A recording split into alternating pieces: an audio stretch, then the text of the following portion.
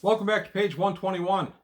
Today we're going to take a look at another faction in the rebellion during the Megatraveller rebellion era from the Rebellion sourcebook, Norris, Behind the Claw. We're going to take a look at what the Spinward Marches were doing during the rebellion. And it's an interesting place, and I'll go into some of the details of why it was kind of a safe haven for you if you weren't interested in getting too deep into the rebellion. Some interesting stuff for that. Real quick, also, quick reminder, please subscribe to the channel. Want to keep the channel growing. And existing subscribers, thank you. Existing patrons, thank you. But if you haven't joined Patreon yet, please take a look. See if there's anything you can do to help me out there. End of commercial. Back to the important stuff. From the Rebellion sourcebook, we're going to take a look at the faction of Norris. Today's faction of the rebellion, Norris. And it's interesting that he's a faction of the, quote, rebellion, unquote, because he's not really. And I'll get into that as I explain who he is and what his deal is. So here we have a look at Norris. And it says under his chapter, for centuries, the Spinward Marches have been a vital frontier for the Third Imperium. Settled early in the Imperium's history, the frontiers provided one of the few unpopulated frontiers available to the Empire. Despite the fact the Marches were surrounded by a variety of interstellar governments, they lay relatively empty until the outward thrust of the expanding Third Imperium reached them. In the first centuries of the Imperium, a number of worlds were settled in the Spinward Marches, and the region quickly became an important part of the Empire. During the early years of the Empire, the frontier was a peaceful place, relatively secure and stable, while the Imperial interior was reeked with pacification campaigns and ugly little wars. The emphasis changed as Imperial settlers in the Marches expanded outward into Zodani space, prompting a succession of frontier wars which turned the border with the Zodani consulate into an armed camp. As of the rebellion, there had been five frontier wars. Interestingly, the fifth frontier war is coming from Mongoose soon. I'm very excited to see their take. The fifth frontier war in Traveller history started in the late 70s, I want to say 79, and was over fairly quickly with some good supplements out there. The Fifth Frontier box set came out during that time, and lots of stuff from the Journal of the Traveler's Aid Society. But other than that, you didn't get a ton of flavor for it. There's some articles and things. But I'm excited about this big campaign arc coming from Mongoose, because I think it's going to be a chance to really play the Fifth Frontier War. And if I'm right, it's going to be a way to play it that you couldn't even play the Rebellion. One of the things I didn't care for in the Megatraveller era was you never got a real flavor for the rebellion itself.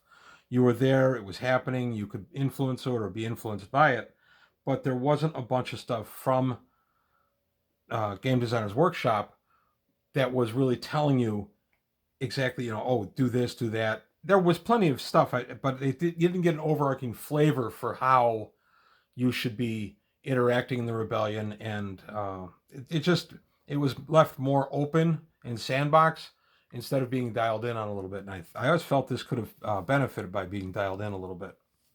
But anyway, back to the important stuff here.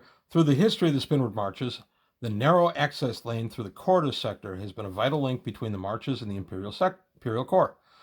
Passing as it does between two rifts, corridor is easily blocked, necessitating continuous patrols by the massive corridor fleet in order to keep it clear of Vargir raiders. When Lucan withdrew corridor fleet in order to reinforce his war against Dalinar, he cut off commercial access between the Marches and the rest of the Imperium, effectively abandoning all the sectors beyond corridor until sometime after he could defeat Dalinar. Very short-sighted decision. Lucan would have done much better to have continued to have the economic engine also have a force essentially at Dalinar's back than to just cut off the Spinward Marches. So we get, look, who runs this area? It's the Archduke of Deneb. Soon after the last frontier war with the Zodani, the Fifth Frontier War, it became apparent that Norris, Duke of Regina, had been a powerful force in the prosecution of the war. Many experts agreed on this, and one of Emperor Stephan's last official acts was to elevate Norris to fill the vacant position of Archduke of Deneb. Norris' elevation to Archduke automatically positioned him as the most powerful of the imperial nobles in the four sectors of the domain of Deneb: the Spinward Marches, Deneb, Reft, and Trojan Reach. If the appointment had not been made, there would have been no clear central authority in the region when Strephon was assassinated, and it would have quickly fragmented in smaller, relatively weak interstellar states. And the name of the area is the domain of Deneb. It's technically part of the Third Imperium. Because it's cut off from the main body of the empire, it has been forced to follow an independent course while waiting until it could be reunited with the Imperium. The region is called Deneb, and less often, the Spinward Marches. Behind the Claw, that's where I started adventuring. It was the first of the areas to be developed by Game Designers Workshop at fan insistence, and it's where many travelers have started their career. I continue to run a campaign in the Spinward Marches. I've run in many other sectors, many other areas of charted space, but I always have a soft spot in my heart for the Spinward Marches. The leader is Norris Ayala Aladan. He's the Archduke of Deneb. For most of his life, he had only been the Duke of Regina, inheriting the title from his father. His full title is Duke Commander Sir Norris of Regina, Count Aladan, Marquis of Regina, Baron Yori. His territory is the domain of Deneb, includes all Imperial territory in the Spinward Marches, Deneb, Trojan Reach, and Ref sectors. Curiously, its territory reaches across the Great Rift and includes portions of 3 subsectors adjacent to Gushameg, Verge, and Eililish sectors. There's no practical way, however, for the Archduke of Deneb to exercise any control over this small portion of his domain. If you look on the Traveller map, there's a massive rift between Norris's claim behind the Claw and those little areas, so he has nothing really down there that he can deal with. Norris's ideology is loyalty. Norris knows that the Imperium was the best thing to ever happen to humanity. It provided stability, prosperity, and expansion for humanity, and extended those qualities to other races, who also participated in the Imperium. Faced with making a choice, Norris publicly announced that he remained loyal to the Imperium and its founding principles. In doing so, Norris committed the government of his domain of Deneb to a course of supporting the Imperium, but did not single out the specific leader or faction who represented the Imperium. So he never declared for Lucan, which is important. And because of his relative isolation, there wasn't much Lucan could do either way about that. Although publicly committed to the Imperium, Norris discovered from the very first day that the interests of his own domain of Deneb were diverging from the interests of the Imperium. Inevitably, Norris was forced to transform his concept of loyalty to the Imperium to loyalty to his subjects. While he continues to applaud and imitate the Imperium, his government of the domain of Deneb is committed to the defense and betterment of the citizens of the domain of Deneb. Some of the post-rebellion stuff written by Martin Doherty over the years shows Norris turning it into the Regency and the Keepers of the Flame and things like that. Some really good reading. Norris' symbol, and this is Norris' symbol right here, the unicorn. I just thought that looked like a chess knight. Norris' symbol, although the domain of Deneb was established in 76, it was not given an archduke at that time, and the title has lain dormant. When the title was awarded to Norris, it carried with it a variety of prerogatives. One of these was the designation of a symbol for the domain of Deneb. Norris chose the unicorn. Constellation in the Spinward Marches is sometimes called the unicorn, and the symbol has long been used by the Norris family as a symbol for the Spinward Marches territory, which it controls as fiefs. When presented with the opportunity, Norris decided the unicorn would be appropriate as the symbol for the new domain of Deneb. So now we take a look at the weaknesses and strengths of the area. Perhaps Norris's greatest strength will ultimately prove to be his greatest weakness will prove to be his greatest strength. The domain of Deneb has always been a distant part of the Imperium, connected by a tenuous link through Corridor Sector. That link was essential because of the Zodani threat to the domain's security. With the collapse of the Imperium, it has become obvious that the Zodani are content to allow the domain to coexist in peace with them. Once the mighty backing of the Imperium was removed from the domain, it no longer posed a threat to the Zodani, and they were able to tolerate its existence.